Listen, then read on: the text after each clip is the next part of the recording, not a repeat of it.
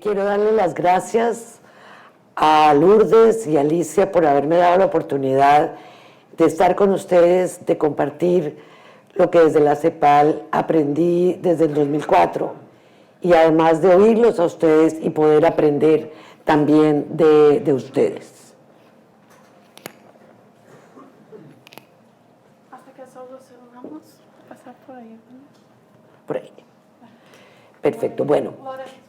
Lo que voy a compartir con ustedes es algo que aprendimos en la CEPAL gracias a un proyecto con la Fundación Kellogg, que nos permitió identificar experiencias en innovación social en toda América Latina y el Caribe. El gran reto al iniciar ese proyecto fue cómo definíamos esto de la innovación social. En el 2004 el concepto no estaba muy de moda, pero además nosotros queríamos desarrollar una definición que nos permitiera medirla para poder, dentro del concurso, saber qué era. Y después de muchos debates, muchas discusiones, nos dimos cuenta que la innovación social, el concepto de innovación social es muy sencillo. Es nuevas formas de hacer las tareas que siempre se han tenido que hacer en lo social. Nuevas formas de gestión, nuevas formas de administración y de pronto, eventualmente, nuevas tareas. La verdad, nunca encontramos nuevas tareas. Perfecto, pero de aquí.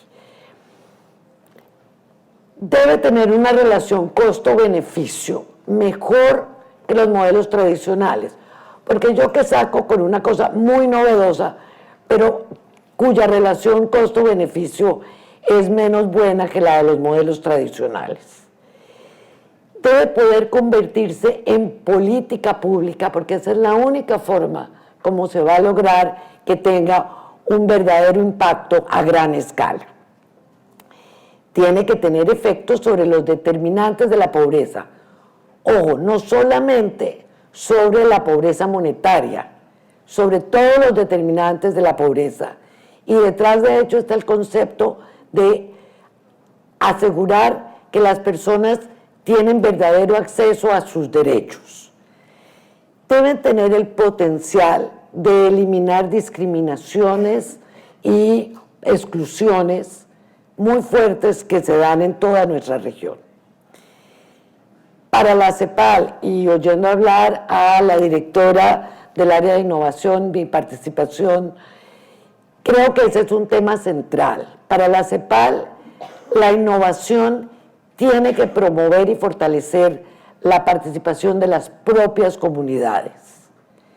Desde la perspectiva de América Latina, muchos países con unas democracias relativamente nuevas, después de muchos años de dictadura, estamos convencidos de que una forma de fortalecer la democracia es precisamente fortalecer el sentimiento de ciudadanía que se da a través de la participación.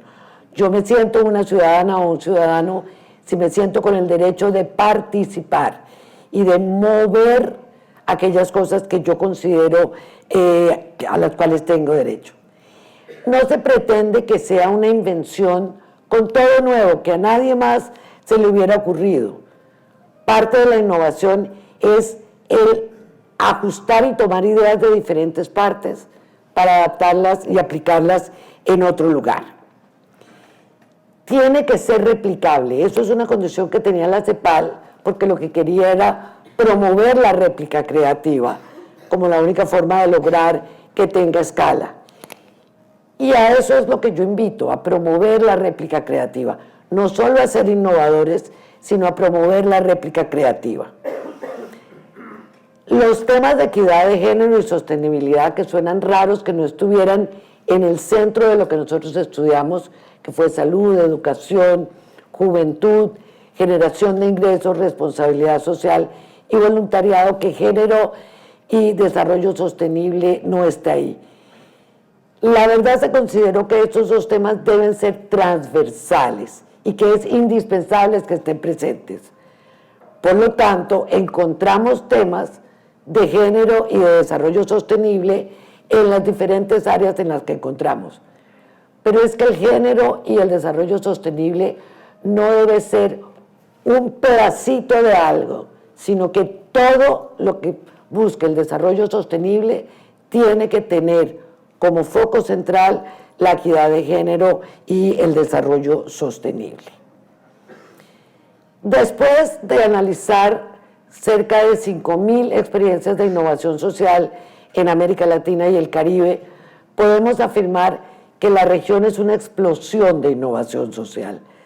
Hay toda clase de nuevas experiencias, de nuevas modalidades en la región.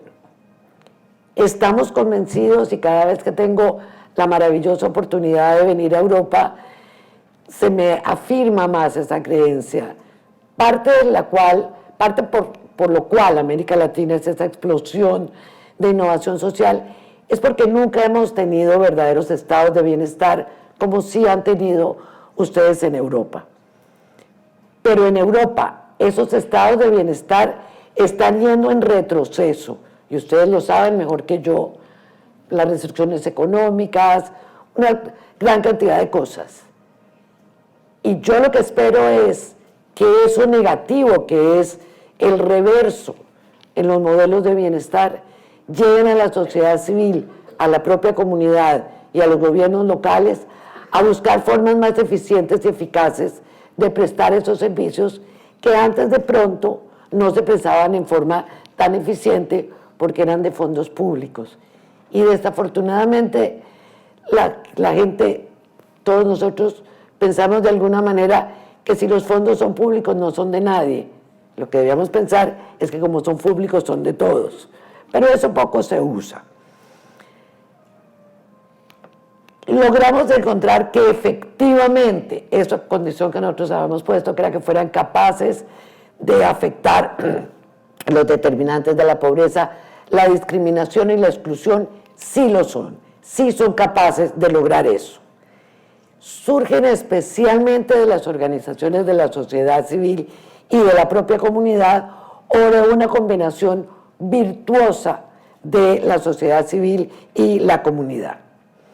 En general lo que encontramos es que la comunidad, para nosotros en la región, no es como la comunidad valenciana, sino es un territorio en donde habitan unas personas. Esas personas que habitan en ese territorio es lo que en América Latina se llama comunidad. Nosotros lo que encontramos es que en general las comunidades tienen capacidad de detectar cuáles son para ellas sus problemas más apremiantes. En muchas ocasiones tienen ideas de diferentes tipos de soluciones, pero le falta el conocimiento técnico para poder implementar esas soluciones y para poder desarrollar la solución más eficiente para ellos mismos. Ahí buscan el apoyo de organizaciones de la sociedad civil, buscan el apoyo de las universidades, y eso es lo que les permite salir adelante y encontrar soluciones. En general nacen como respuesta a situaciones de crisis o de pobreza extrema y no surgen en momentos de relativa calma. En general, se desarrollan gracias a las sinergias entre los conocimientos técnicos y los conocimientos tradicionales, incluso en muchos casos los conocimientos ancestrales de los pueblos originarios. Cuando se trata de proyectos productivos, y esto es un tema central que invito a todos los que trabajan en emprendimientos sociales a que no lo olviden, solo encontramos que han logrado éxito los modelos innovadores de proyectos productivos cuando generan asociatividad, en donde la producción en sí misma se mantiene en el ámbito individual, pero las fases anteriores, es decir, materias primas, aprendizaje, capacitación, y luego la fase de comercialización se hace de manera asociativa. Luego esos programas tradicionales de microempresas individuales tienen que ser reemplazados porque llaman al fracaso. En general cuentan con el apoyo financiero externo, y cuando digo externo no es solo internacional, es externo a la propia ONG. Esto es clave, pero es clave siempre y cuando el financiador externo entienda el ciclo de la innovación y no pretenda resultados en el corto plazo, porque no hay forma de lograr todo el proceso de ensayo y error necesario para llegar a coronar una innovación en un término de 1 o 2 años. Lo que nosotros encontramos es que se necesitan mínimo 5 años de este proceso de ensayo y error para poder consolidar una innovación. Luego, esos programas característicos de cooperación de 1 y máximo 2 años no son la base que permite esa innovación. Ahora, en general no surge de los gobiernos, mucho, digamos, del gobierno nacional y de lo que ustedes llaman gobiernos de las comunidades. Es muy sencillo, no es que los funcionarios públicos no sean suficientemente inteligentes, yo fui funcionaria pública, es porque el proceso de ensayo, o sea, no es que me sienta suficientemente inteligente, pero digo que no quiere decir que no, los funcionarios públicos no tengan capacidad de hacerlo. El proceso de ensayo y error, que también hacían referencia en la inauguración, es muy complejo de hacer en el sector público. Yo me puedo estar jugando mi capital político.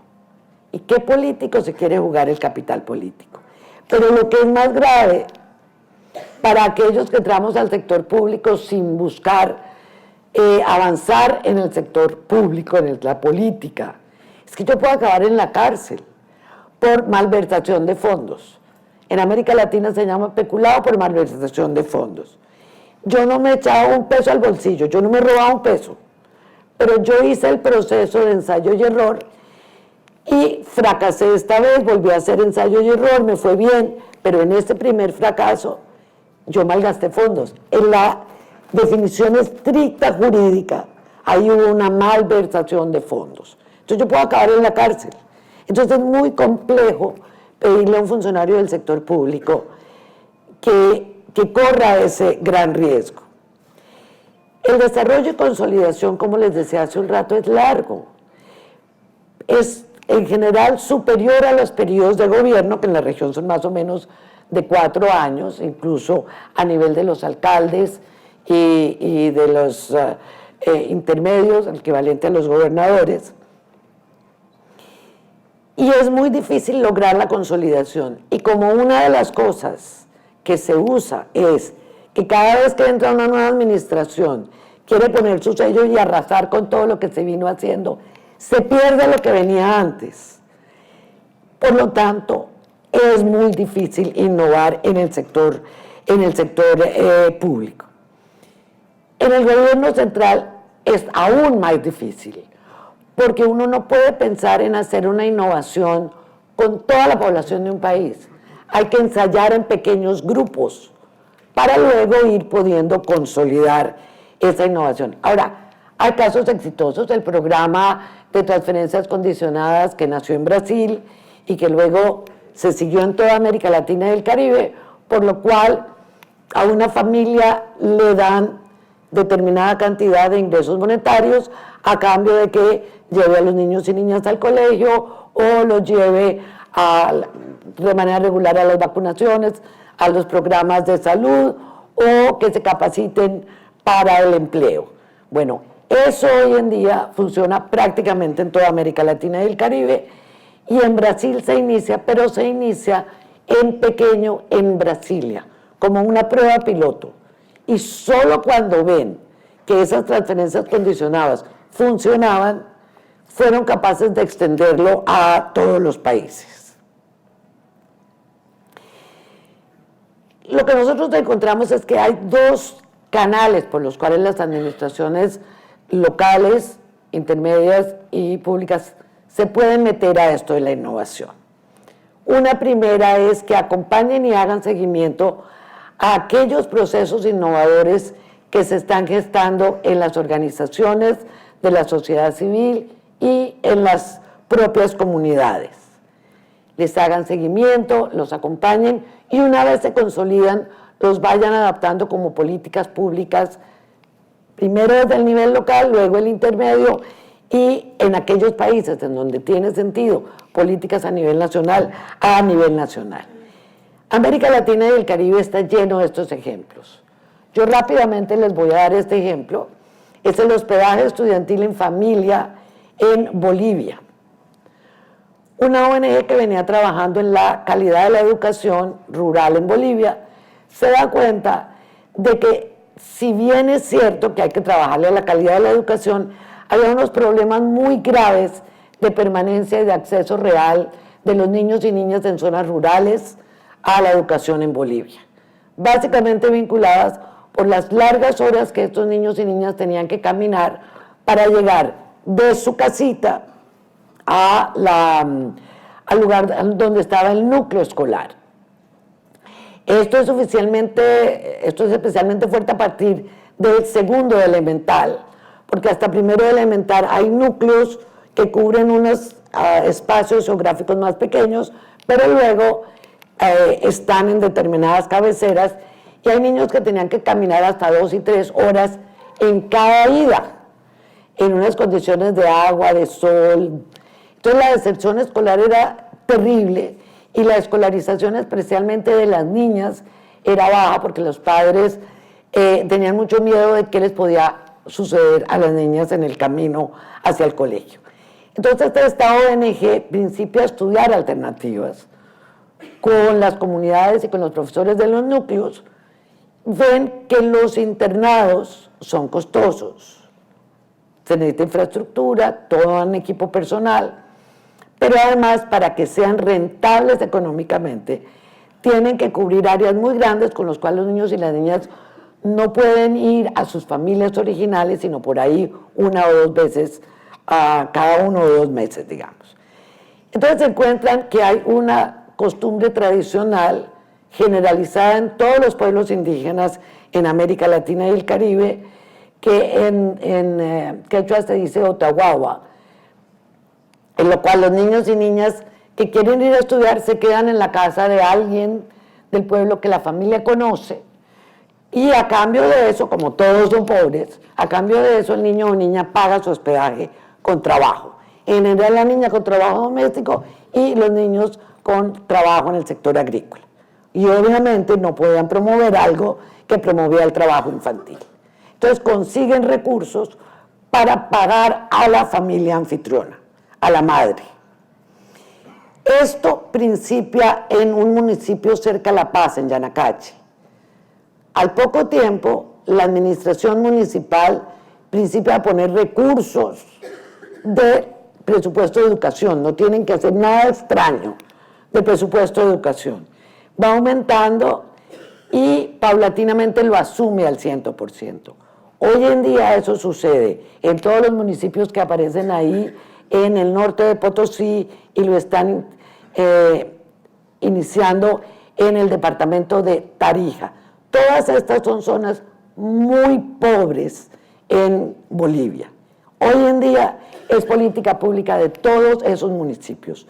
Los municipios no corrieron el riesgo, los municipios acompañaron a una ONG y después la asumen.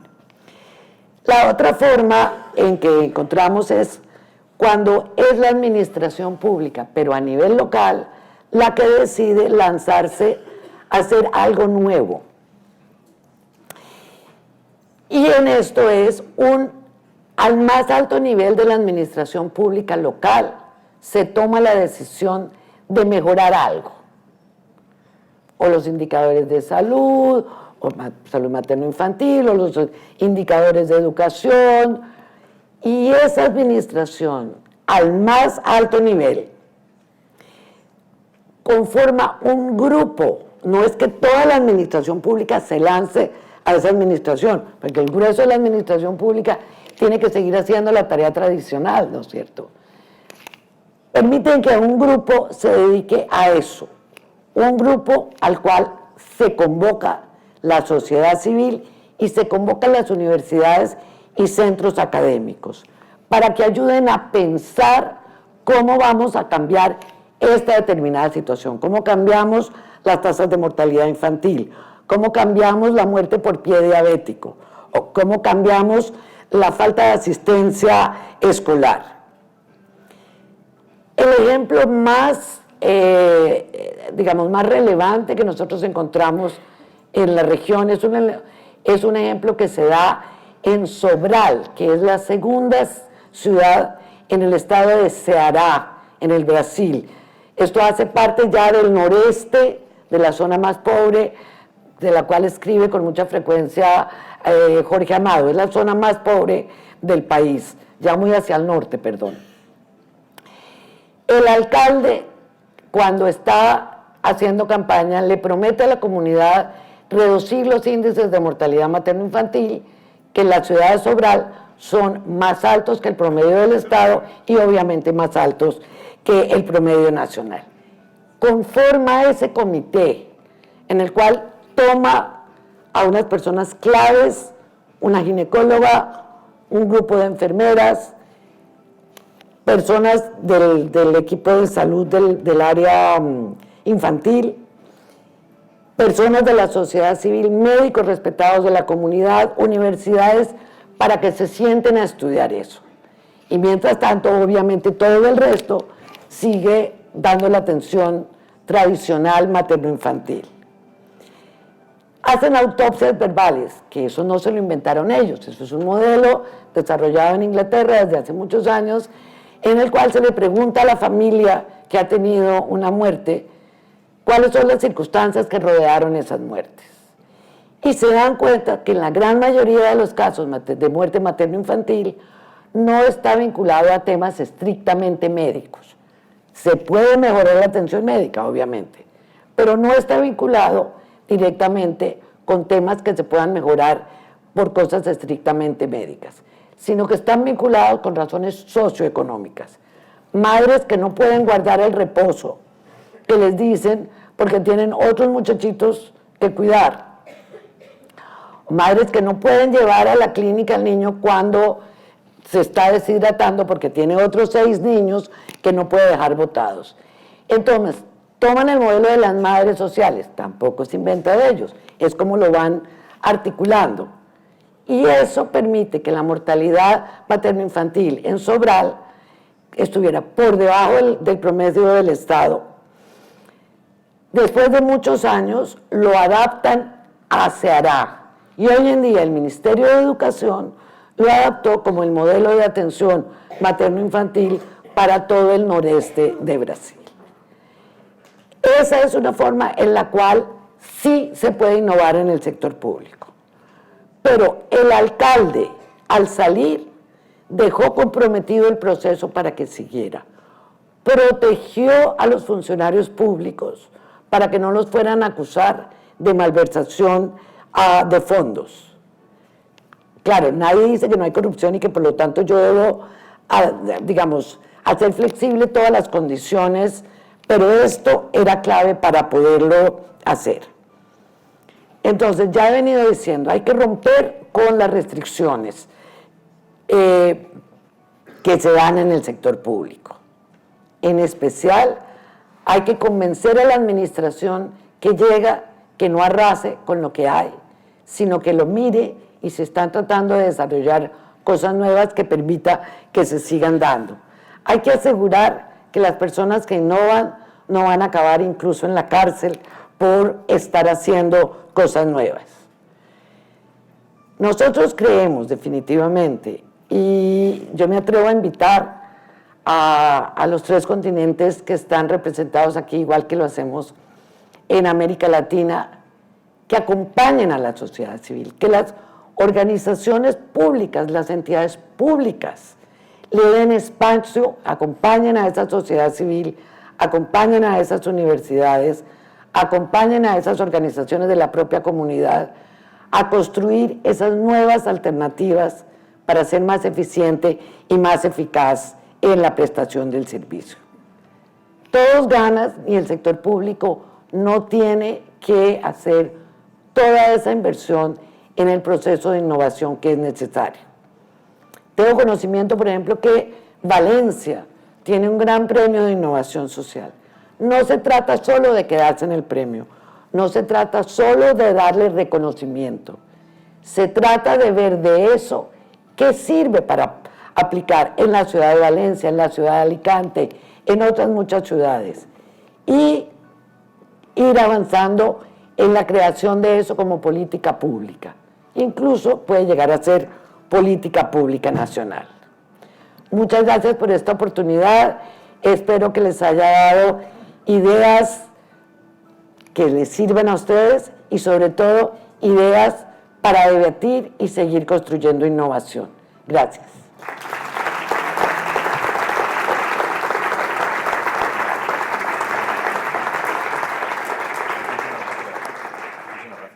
Quédese aquí conmigo porque no sé si hay alguna pregunta. Tenemos tiempo para una pregunta, pero no ha llegado ningún cartelín, ¿no? Os hago yo una muy rápida. Pero claro. Pero muy rápida. Ha hablado usted de que hay un periodo de 5 años mínimo para que un proyecto tenga la viabilidad, ¿no? Un proyecto con la administración. Eso no es mucho tiempo. ¿No hay una tasa muy elevada de fracaso después de esos 5 años? Mira, este no es como una cifra mágica, no es que todos tengan que tener 5 años. Hay unos pocos que se logran consolidar en un poquito menos y hay otros que se logran consolidar en muchos más años. Los que nosotros analizamos y consideramos que estaban lo suficientemente consolidados y que eran económica y políticamente sostenible, que eso fue una condición en la definición que estaba ahí puesta, pero yo olvidé decírselos, todos se han mantenido.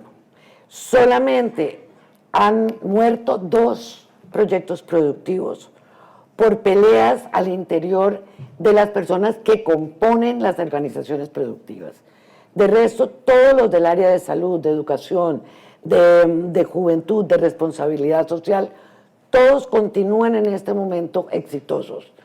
Muchos ya no son proyectos, ya son un programa que se ha convertido en un programa de política pública, pero todos han subsistido. Y menos de 5 años realmente creemos que es, no sé, como un milagrito, porque es muy difícil hacer el proceso de ensayo y error y lograr y consolidar eso antes de 5 años. Eso fue lo que vimos por los casos. Interesante. María Elisa, muchísimas gracias. Muchas gracias. Que permanezca y este fuerte aplauso. Muchas gracias a ustedes.